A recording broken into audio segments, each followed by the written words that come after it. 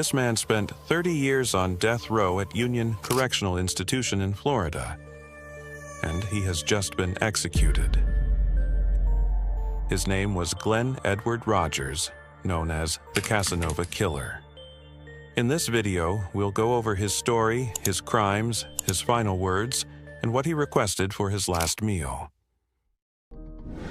He was born on July 15, 1962 in Ohio. He was one of 7 siblings. He dropped out of school before turning 16 and married his teenage girlfriend. They had 2 children, but the marriage was a nightmare. His wife accused him of domestic abuse. After that, Glen's life spiraled into theft, scams, and bar fights until he started killing. His first confirmed murder happened on September 28, 1995. Sandra Gallagher, a mother of 3, was seen leaving a bar in California with Glen. The next day, her burned body was found inside her pickup truck. She had been strangled. Rogers fled the state. In Mississippi, he met Linda Price at a fair. She found him charming and let him move in with her. A few days later, Linda was found dead in her bathtub. Then, in Florida, he murdered Tina Marie Cribbs. Glen met her at a bar, and she offered to take him to her motel. 2 days later, motel staff found Tina's body in the bathtub. She had been stabbed in the chest and buttocks. Glen escaped in her car. 4 days later, on November 9, 1995, he murdered Andy Giles Sutton in Louisiana. She was found naked, stabbed, and lying on a waterbed that he had punctured. At this point, Glen seemed completely out of control. He was finally arrested on November 13, 1995 in Kentucky after a chase in a stolen car. Following his arrest, he claimed to have killed more than 70 people. However, he was only convicted for 4 of those murders. Rogers also claimed responsibility for the murder of Nicole Brown Simpson, the ex-wife of O.J. Simpson. There's no evidence linking Rogers to the crime scene, but O.J. Simpson's defense team mentioned him as another possible suspect in the case. In 1997, Glen was sentenced to death in Florida for the murder of Tina Cribbs. 2 years later, he received another death sentence in California for killing Sandra Gallagher. In total, only 4 murders were officially confirmed. Rogers' brother, Clay Rogers, told CNN, "I'm absolutely certain my brother Glen killed Nicole Simpson and Ron Goldman. I know he did it because I've seen proof that he was there."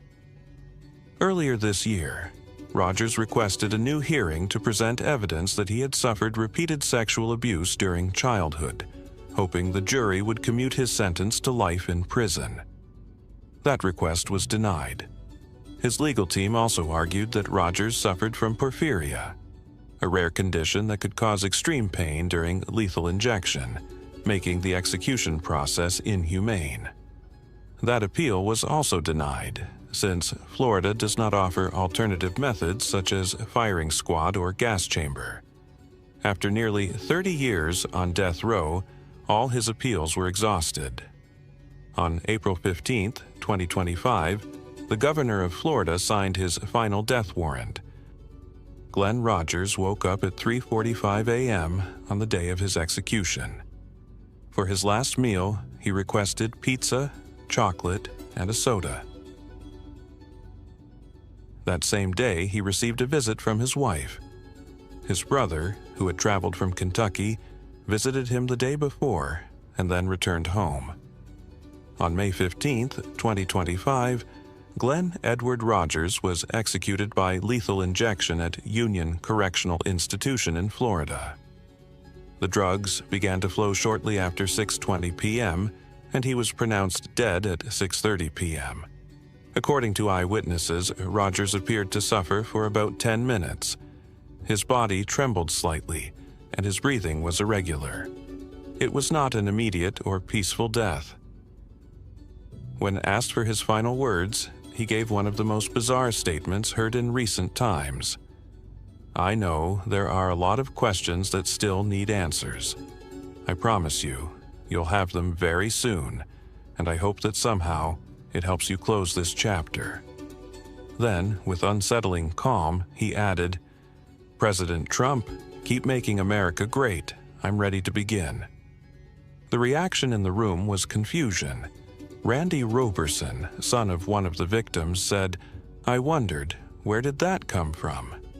His wife, Amy Roberson, who also witnessed the execution, said, "I thought, what the hell did he just say?"